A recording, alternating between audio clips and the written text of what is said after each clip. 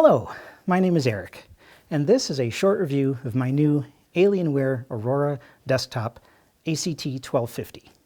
Now, I don't usually do things like reviews of computers, but I haven't been this excited about a new computer since I got my Apple Power Mac G4 in 1999, which was my first video editing computer. In fact, I owned one of the first dual processor computers that Apple ever sold. I started doing nonlinear video editing on the Amiga Video Toaster Flyer in around 1991 or thereabouts. So to give you a little background on myself, I've been a computer geek since about 1983. I've been making a living professionally with computers for nearly 30 years. I've used computers to write multiple novels. I was a developer at Walt Disney Studios for nearly 7 years, and I wrote a book about that too. Over the course of multiple YouTube channels, I've earned nearly 60,000 subscribers and over 10 million views on my videos. In fact, if you look me up on Google, they say that I'm a filmmaker. So I don't use computers like this for gaming, I use them for filmmaking. Because, computer graphics cards, they don't care if you're using the card for games or for videos. So the most economical systems for video editing are actually gaming systems like this Alienware. This right here is the computer that I am upgrading. So this is my HP OMEN gaming laptop, which I've had for about 7 years now, and it's a great computer, works really well. I was mostly using it for editing high-definition videos that were originally shot in 4K. So right here on this side, you can see we have a USB port and the power supply port. And then on the back, we've also got a bunch of connections. We got Ethernet, USB 3, HDMI, mini HDMI, and a USB-C port. And then on this other side, we have another USB 3 port. We have a headphone jack, microphone jack, and this SD card slot. Then when you look at the bottom of the OMEN, we can see the two intake fans for cooling off the CPU and GPU. So on either side there, behind that grill work, you can see the two intake fans. And then the exhaust ports are actually on the back of the system. Right there is one exhaust port, and then here's the exhaust port on the other side. So still a really great computer. I'm actually going to continue using this as a writing computer, but it's just not quite powerful enough with that 7-year-old graphics card to handle 6K and 4K video editing. And I've upgraded to doing 6K and 4K, so that's the reason that I really needed to upgrade my HP OMEN laptop. This is the exact configuration of computer that I got. So this is the Alienware Aurora Gaming Desktop. It is the model ACT1250. Now the interesting thing is that you can only get this configuration from Amazon or from Newegg. And you actually cannot order this configuration from the Dell website. So let me show you what I mean. So this computer comes with the Ultra 7 processor, 32 gig of RAM, 1 terabyte hard drive, the 5070 graphics card, and a 1000-watt power supply, and it's available for $18.59. Now, on the Newegg site, exact same specifications, right? Exact same processor, same memory, same hard drive. But if we try to configure the same thing from the Dell website, it's almost $400 more. And the interesting thing is, my version, which you can get from Amazon and Newegg, is air-cooled, and you can only get the 1000-watt power supply in a liquid-cooled CPU if you order it from the Dell site. So not sure why there's such a huge price difference, but it's important to kind of shop around and find out exactly what you want, because I really love this configuration, and like I said, you can only get it from Amazon or Newegg. Another system that I considered was this Dell Tower Plus, the EBT2250. Now, this is a pretty cool system. I really like it. It's good old traditional workstation, and it's a little bit too expensive though. For the exact same specifications, here's same processor, the same graphics card, same amount of RAM, everything, and actually a slightly smaller power supply. You can see here, it's about $700 more than the Alienware. So another one that I considered was this from Exotic PC. They build custom PCs. You can see, again, pretty expensive considering this has the exact same specifications. So we've got the same processor, the same graphics card, and same amount of memory and everything. And these guys seem to have a pretty good reputation from the research that I did. They get a lot of good reviews, but again, it's just a lot of money to have the exact same computer. And then finally, I also looked at CyberPower PC. It's another very well-known company in terms of custom PCs, but you know, they all have this like disco fish tank kind of look to the case. I can't stand these things. I mean, look at all these case options they have, and every single one of them is the same thing. It's all this disco fish tank. Like, why do I need my computer to look like a fish tank with a bunch of lights in it like it's a nightclub? It just doesn't make any sense. I can't stand these disco fish tank computers, and it's really difficult to find a gaming computer that's not in this style. Now, as you can see, my computer does not have that disco fish tank look right now. The only thing that's lit up really is the power button. But you can come into the Alienware Command Center, and this is not very intuitive, but if you go to your favorites and you go to System Default and then you click on Alien Effects, you can save some settings. Like here we've got the Rave fish tank, which now it looks like, you know, Andy Bell and Vincent Clark are gonna put on an Erasure concert in the middle of the computer, you know. And they covered up the sun until the birds have flown away, and the fishes in the sea have gone to sleep. Yeah, I don't understand why you need a rave happening inside your computer. It doesn't make any sense. So, you know, I don't use any of this nonsense. I have it just set up on this dark theme, which basically turns all the lights off and keeps just the power button light on so that I know that the computer is actually running. But yeah, other than that, I don't use the disco fish tank. For those of you who also hate the disco fish tank, I have some good news. This is not glass. This is acrylic. So if you don't want tempered glass and you want a traditional plastic and metal case, the Alienware Aurora has a plastic case. Let's take a look at all the different sides of the case. So looking at the front, it's pretty minimalist, pretty plain. Right here we can see that we have a few inputs. So at the very top there we have a headphone jack, and then we have 3 USB 3 ports, and then underneath that we have a USB-C port. And then above all of the ports we have the Alienware logo, which is also the power button, and at the very bottom we have the Intel chip logo. The right side of the case is fairly plain, just has the Aurora text molded there into the plastic.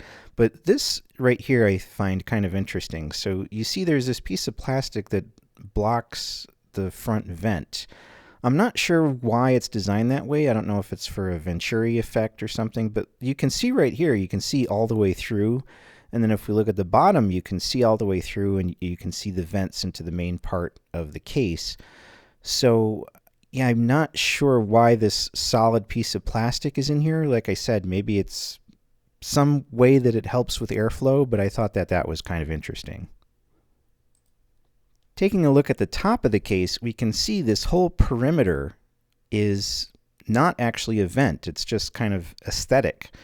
The actual vent is just in the center, and right here we can see the 2 exhaust fans that are blowing air out of the top of the case. So another interesting part of the design, that the honeycomb is not all actually a vent.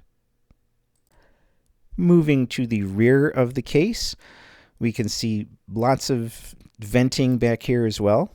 So right here is the release for the side panel, and when you undo that bolt and pull that out, that opens up. We have a little vent here. We have the exhaust fan right here, and then here again we have audio jacks for microphone and headphone, and then we have 2 USB-C ports. We have 4 USB 3 ports, and we have the Ethernet port.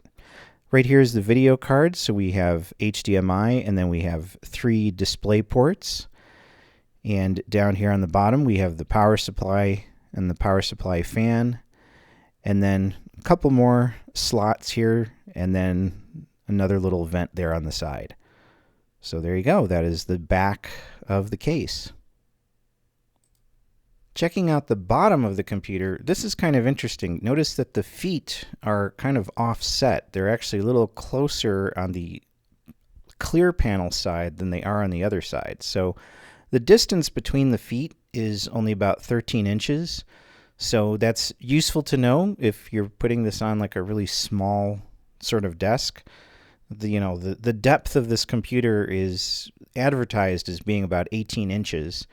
And that's pretty accurate, but it's a lot less than that if you're just looking at the feet on the bottom of the actual case. So, I personally have it on a shelf table that is about 16 inches, and it fits just fine because, like I said, the distance between the feet is a lot shorter than 18 inches. Finally, we have the clear panel side of the computer, and you can see there's that honeycomb venting down at the bottom to allow air into the case for the graphics card and for the power supply. And then in the front here, this is also a vent, and you can see the kind of honeycomb venting there. And this whole bottom piece right here, this section has an intake fan, and this top section of the venting, that's just an open vent, this part right up here. When you remove the window panel, you can see that the inside is actually all metal, and the honeycomb grill down there on the bottom is actually all metal. So this isn't just a plastic acrylic panel, it's actually got this metal structure to it. So before I show you the inside of the computer, let's talk about a little upgrade that was done. I have to give credit to this fellow right here, Tech Guy Bo.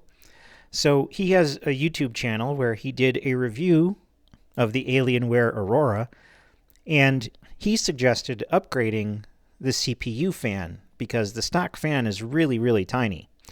So I took his advice, and I got this Cooler Master Hyper 212 Black CPU fan, and I upgraded my Alienware almost immediately. So this footage right here, you can see this is the CPU temperature using the stock fan.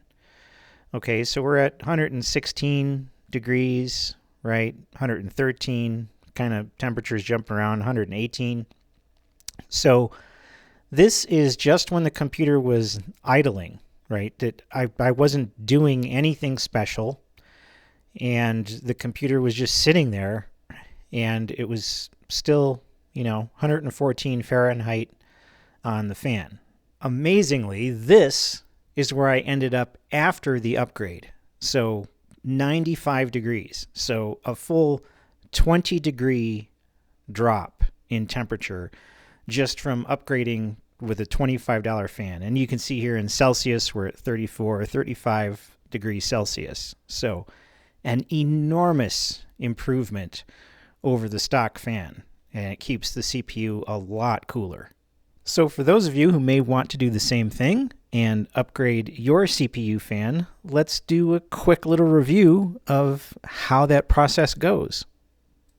All right, so this is it.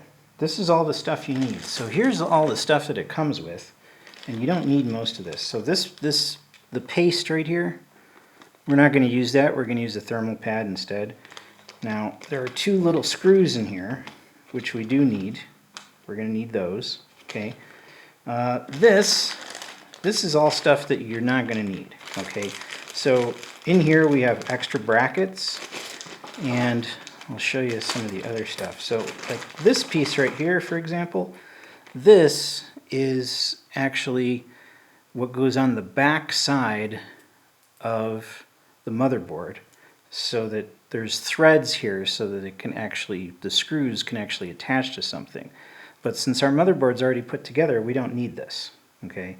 And you'll also notice that there are two different sizes on this thing. So it's basically, if you come to the back side, you can see here there's these little notches, and you can actually slide these in, right? Clicks.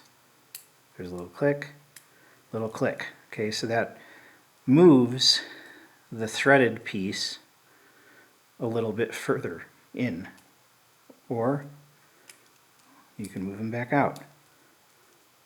So it's a pretty precise fit. You know, you can see that's only moving about 1 millimeter or so.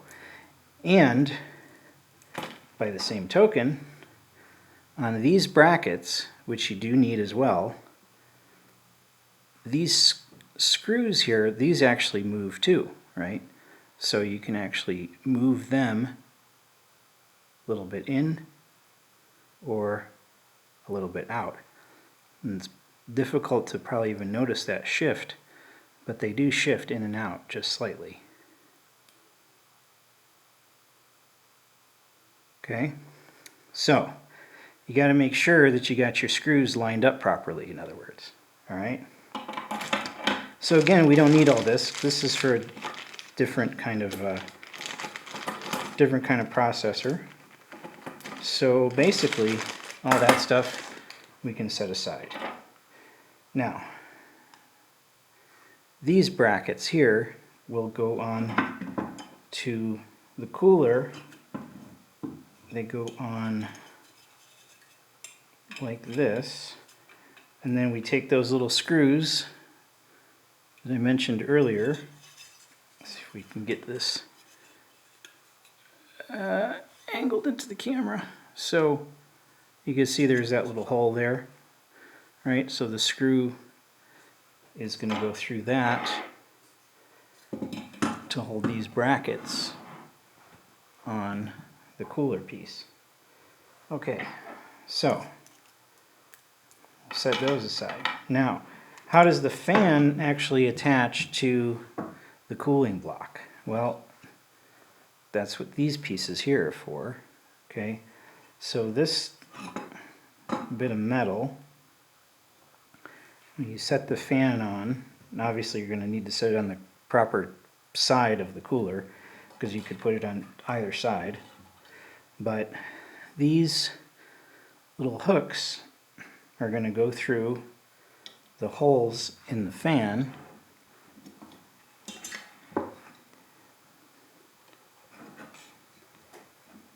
like this. So now you have this piece of metal here. This little tab thing is sticking downward, and you can see it's angled out, right? Then you set the fan on the radiator, and these two vertical parts of the tab will fit into the fins of the radiator when you pull down on the tab like that. And then you just do the exact same thing on the other side. So you slip this into the fan, and then you just pull straight down on the tab, and those two pieces of wire will slot into the radiator, just like that. Very simple. Next, we'll attach the brackets to the actual radiator. So here you just take those little screws and kind of gently screw the bracket to the bottom of the radiator, and that's all there is to it. That's again a pretty simple step. This is the original CPU stock fan. So here I'm unplugging the power supply to the stock fan so that I can remove this and replace it with the new, much larger fan. You can see how small this thing is, and it's just really inadequate for a computer this size. I'm really surprised that with such a well-made system, they put in such a tiny fan. Once you remove the old fan, the next step is to take some rubbing alcohol and just a plain paper towel, and you need to clean off the old thermal paste. And pretty simple process. It just kind of wipes right off and takes a little while because it kind of gets a little smeary when you start moving it around. But yeah, just clean off the CPU. Make sure you get all the paste off of there. And then you want to put on new thermal paste. But in my case, I'm actually using a thermal pad instead. This just a thermal grizzly pad that you got to cut to the proper size before you install it. Once you remove the adhesive from the thermal pad, then the next step is to actually install the radiator. So you have your brackets on there and you have the screws, and you just line the screws up with the bolt holes that are in the base of the motherboard and just tighten it down. And whatever you do, please just be very, very careful with these screws, okay? Because you do not want to strip the screw or the hole that the screw is going into, right? If you do that, if you strip these bolts, then this 20-minute upgrade is going to turn into a 4-hour upgrade, okay? So just be really careful. Like I said, remember, they move back and forth. Get everything lined up really nice, because you cannot afford to strip these bolts or this is going to turn into a huge project. And the final step is to actually attach the fan to the radiator, which I already showed you earlier how to do that part. Now that you've seen the fan upgrade, I can show you the rest of the inside of the Alienware Aurora desktop case. So the first thing we'll look at is those exhaust fans that are up on the top of the case. So if we come in here a little bit closer, you can see right there, those two fans on the top are exhaust fans blowing air out of the top of the case. All the heat is going out that way. And then here, of course, we have the new CPU fan, which I upgraded. Right next to that, you can see right there, there's the RAM slots for our 32 gig of RAM. This right here is our solid state drive, and right next to it there is the Wi-Fi. And coming down this way, this right here behind this little shroud, that's the intake fan. And then up above, you can see here how the honeycomb of the vent goes all the way through. Here, if I put my hand through there, you can actually see my fingers on the other side, so you can see, yes, there is an open vent that goes all the way through, which allows some more air to come in that way. And then looking at the rear of the computer, we have this exhaust fan blowing out the back. Here is our video card. That is the GeForce 5070. And there are 3 fans on the bottom of that, which are blowing air upwards. And then right below the video card, we have this right here, open slot for a SATA drive, and we have this right here, which is the power supply. It's the 1000-watt power supply. And then this piece right here is just a bracket that helps hold and support the video card in place. And that's pretty much it. That's the tour of the inside of the computer case. I've been extremely happy with my Alienware over the past few weeks of owning it, and I have to say that every single computer that I have ever owned, every single Windows-based PC, has always been a Dell or an HP. And in fact, in my professional career, whether I was working at Disney or at a webcasting company or doing stuff in the financial sector or real estate, every single computer at every single company I've ever worked has also been a Dell or an HP. And in 30 years, I have never had one single solitary problem with any of my personal computers or my work computers. I've never had a hard drive fail. I've never had a power supply burnout. Nothing's ever gone wrong. Everything just works. So computers like this, they're really great. They're really reliable. As you could see from the little tour that I gave, it's incredibly easy to upgrade and change things. You can add in more fans. You can change the memory. You could swap out the graphics card. All those sorts of upgrades are easily doable on a machine like this. So overall, yeah, no complaints. There's really nothing that I can call out about this computer that I have any sort of problem with. And I'm the type of person that I keep my computers for probably 5 to 10 years, and then I buy a new computer, right? So that's the way that I think most people use computers. Most people don't do a lot of upgrades. Most people don't change a whole lot of things within their computer system once they own it, right?